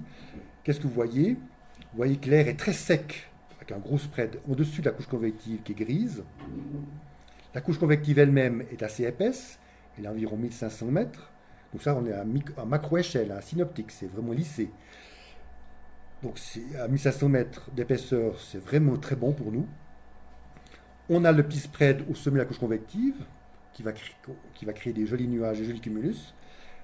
On a des vents faibles de la couche convective, ça c'est absolument indispensable. Et cette couche convective, ça représente la forme d'un vase qu'on a penché avec la coupe de température, la coupe d'humidité, le beau triangle formé par ces deux coupes, la couche convective qui doit être assez haute. Le spread au sommet idéal, c'est 3 et 5 degrés. S'il y a plus, ça risque de faire des thermiques bleues. S'il y a moins, si le spread est petit, ça risque de faire un surdéveloppement nuageux. Et un fort spread en altitude pour que ce soit sec et pour qu'il n'y ait pas d'orage et pas de nuages élevés. Voilà quelques exemples de courbes qu'on peut voir habituellement. Vous voyez que dans chaque cas, il y a la couche convective qu'on voit en bas. Ici, toute la courbe est humide, toute l'atmosphère est humide, donc on risque d'avoir des orages. Ici, c'est au contraire très sec, donc on risque d'avoir des thermiques bleues. Ici, on a l'humidité tout en haut, on risque d'avoir des nuages élevés. Et ici, on a un spread très petit au sommet de la couche convective et on risque d'avoir un surdéveloppement. Donc si vous avez ces 4 courbes en tête, plus celles que j'ai présentées avant, vous pouvez immédiatement, sans faire un micmac, immédiatement faire un diagnostic aérologique. Pour le parapente. Oui. Sur développement ou des étalements? Surdéveloppement horizontal. Ah ouais. Je fais la différence entre surdéveloppement vertical et surdéveloppement horizontal. Mais si tu veux, comme tu as dit, des étalements. Étalement. Si tu veux prendre étalement, ça va aussi. Ça me va aussi, tout à fait, ça me va aussi. Pas de problème. Alors j'ai inventé un petit truc là pour faciliter ce que j'appelle le THQ, Thermal Quality, qui prend en compte 3 paramètres. L'insolation, les vents de la couche convective et l'épaisseur de la couche convective. Parce qu'évidemment, qu'est-ce qui est bon pour nous? C'est beaucoup de soleil, peu de vent et en haut plafond. D'accord. J'ai mis ça ensemble et j'ai fait en sorte que lorsque les 3 sont bons, on a un bon facteur à 100% que j'ai fait arbitrairement en blanc. Et plus il y a de couleurs, moins c'est bon. Plus c'est à côté de 0%, donc ça varie de 0% très mauvais à 100% bon, violet à blanc. Et si ces 3 facteurs, beaucoup de soleil, peu de vent et au plafond sont présents, on a 100%. Si les 3 diminuent, forcément, on aura forcément de moins en moins bon. Et s'il y en a un qui est très mauvais, puis les 2 bons, j'ai fait en sorte que le mauvais annule tout. Donc j'ai fait un petit algorithme pour que vous ayez un facteur qui vous permet de vous orienter le plus rapidement possible. Interpréter un GFS. Alors vous voyez maintenant quand GFS en rouge, tout aplati, la réalité, on va admettre que c'est la réalité qui est très grossière en vert. Voici un exemple concret comme quoi il faut interpréter GFS, comme je vous ai dit. Mettons que GFS prévoit à ce niveau 15 degrés. Sur le pic que ne voit pas GFS, combien croyez-vous qu'il sera? En réalité, il sera nettement moins, parce que ce pic qu'on ne voit pas, il est beaucoup plus haut. Au contraire, dans une large vallée, on aura beaucoup plus chaud. Donc c'est important de connaître ce phénomène pour interpréter un modèle juste. Mettons au point de vue vent. Mettons qu'on ait un petit vent du nord. Mettons que à gauche c'est le nord.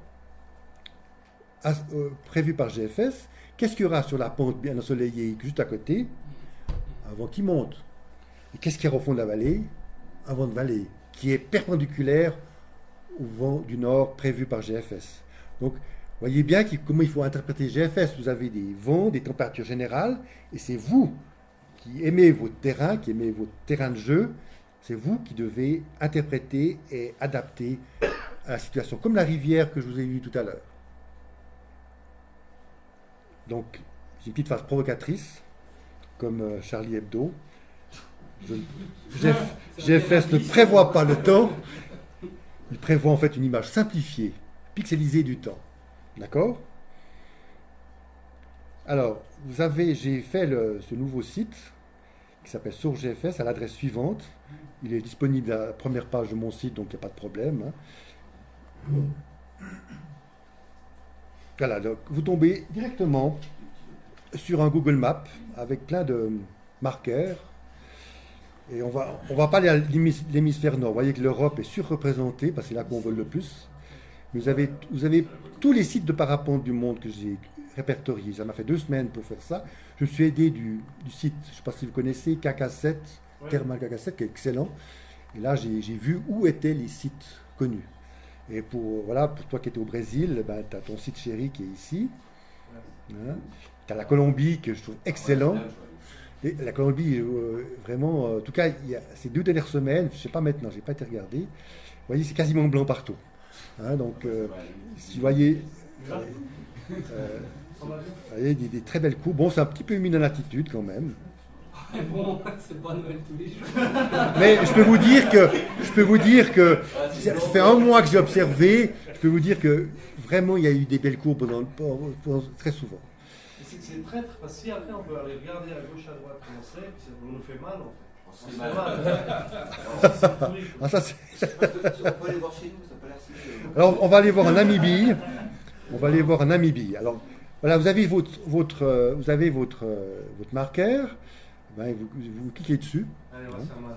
Allez. Vous avez... Pourri. Non, c'est pas pourri. C'est pas pourri. Vous verrez pourquoi. Oui, juste un peu de patience.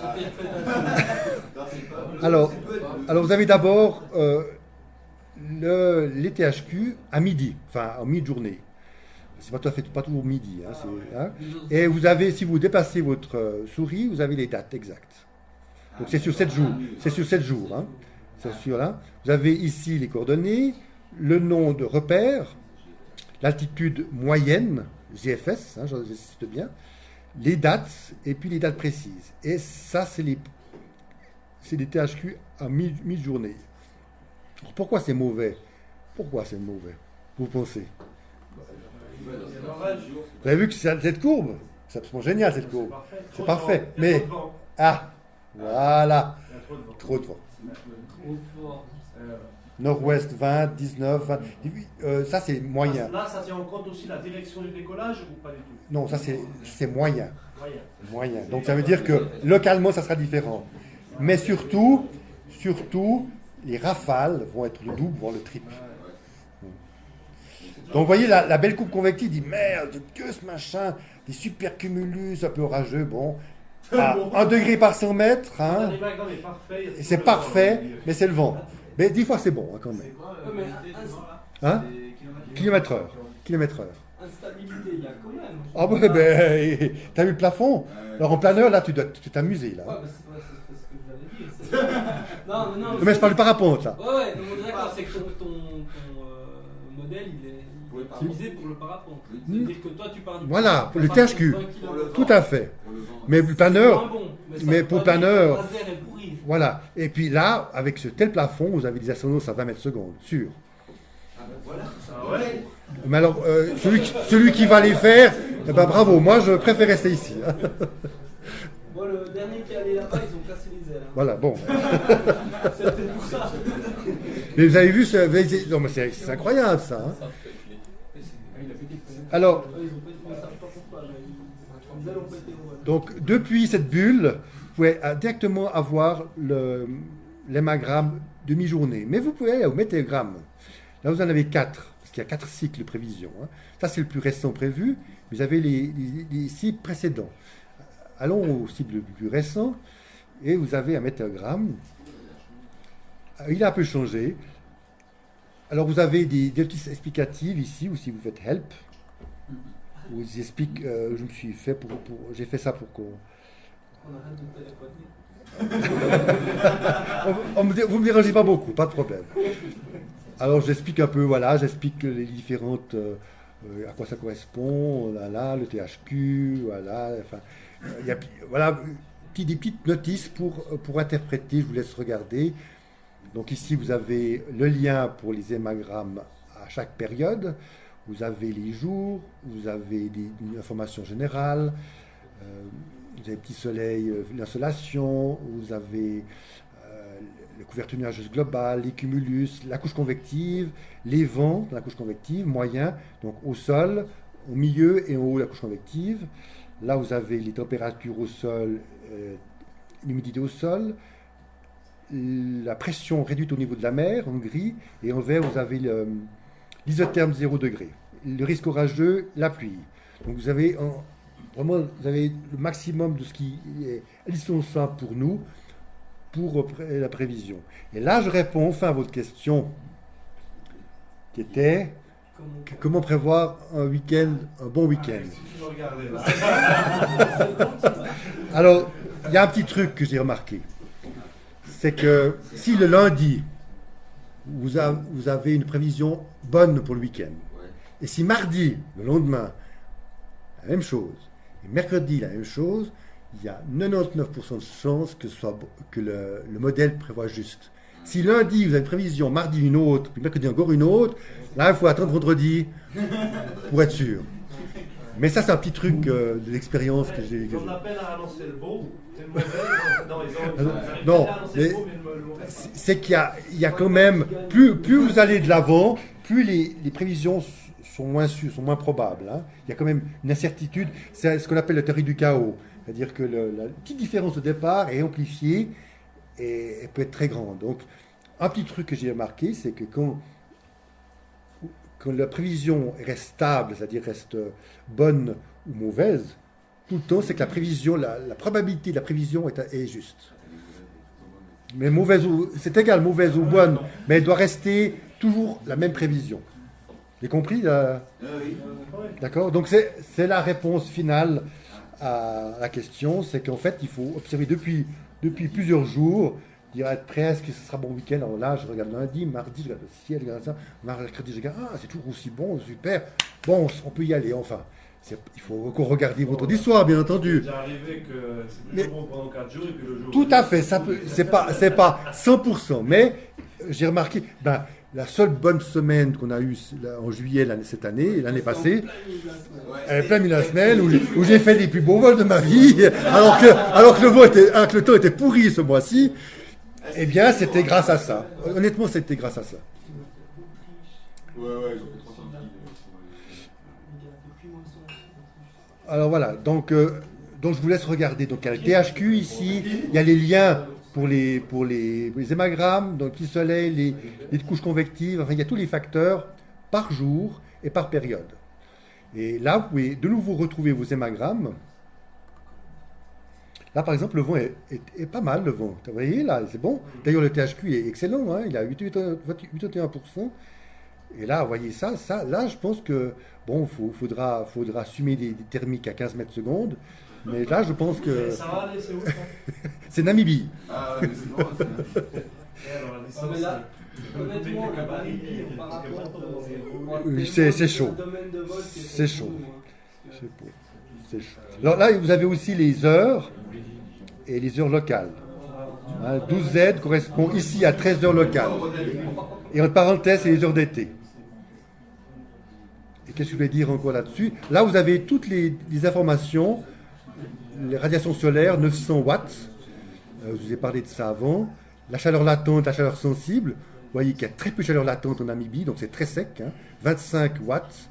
Et la chaleur sensible, c'est 232. Ça, on ne voit jamais chez nous. Chez nous, c'est plutôt 100. Les meilleurs jours, c'est 100 et 100. Là, c'est 232 chaleur sensible et 25 chaleur latente. Vous avez les précipitations, là, vous avez les pressions au niveau de la mer. Vous avez la solation relative, l'isotherme. Vous avez encore ce qu'on appelle la notion de cisaillement, chair en anglais, ou qui est la différence vectorielle entre ces deux vecteurs, entre ces deux vents. Donc là, elle est assez, donc avec un tel cisaillement.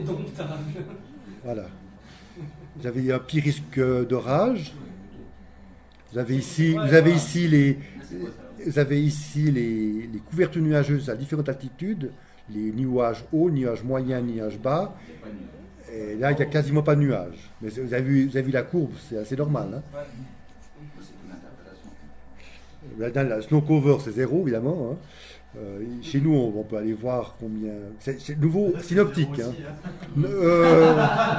C'est vrai, c'est pas brillant aussi. C'est vrai que c'est pas brillant chez nous cette année. C'est assez catastrophique. Alors, on va. Là, vous avez aussi une région intéressante, les Kerio Valley. Vous avez l'Inde. Enfin, vous avez. J'ai réperté.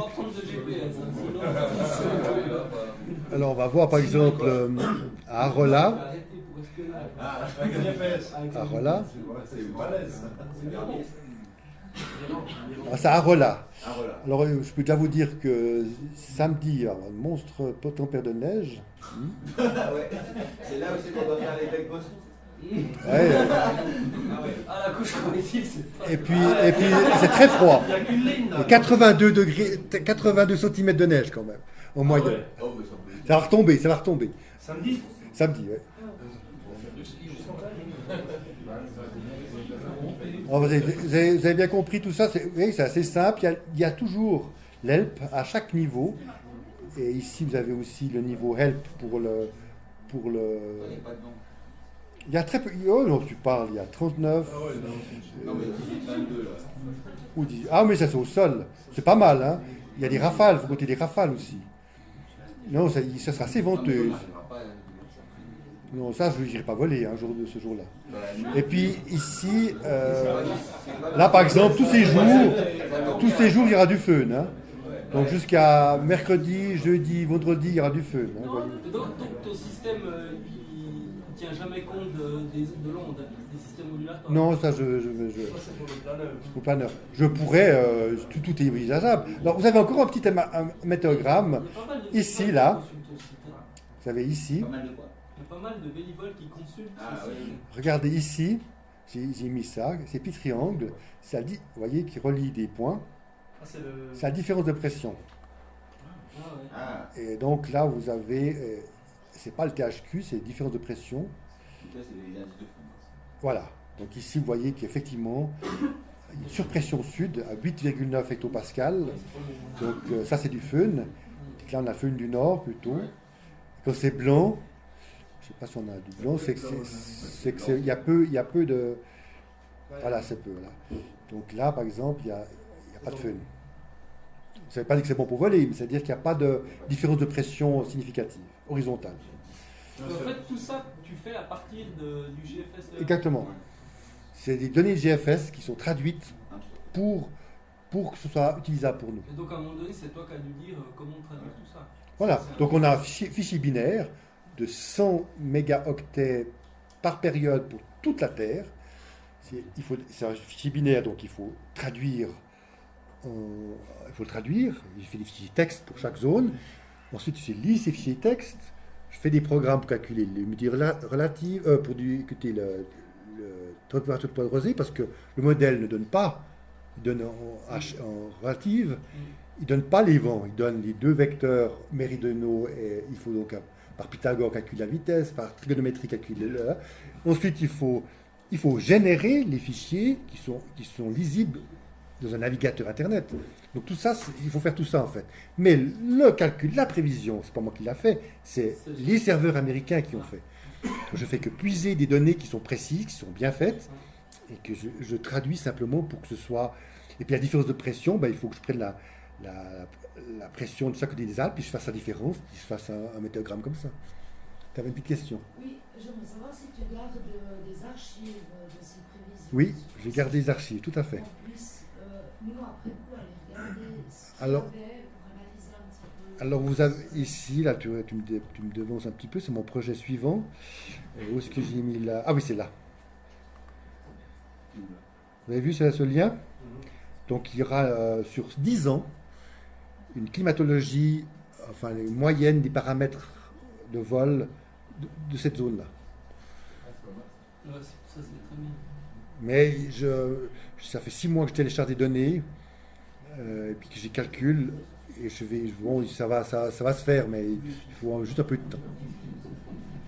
si on veut se faire une idée des conditions sur le plateau, Oui. je vois que là il y a un petit vue sur Lausanne, mais il faut regarder Ouais.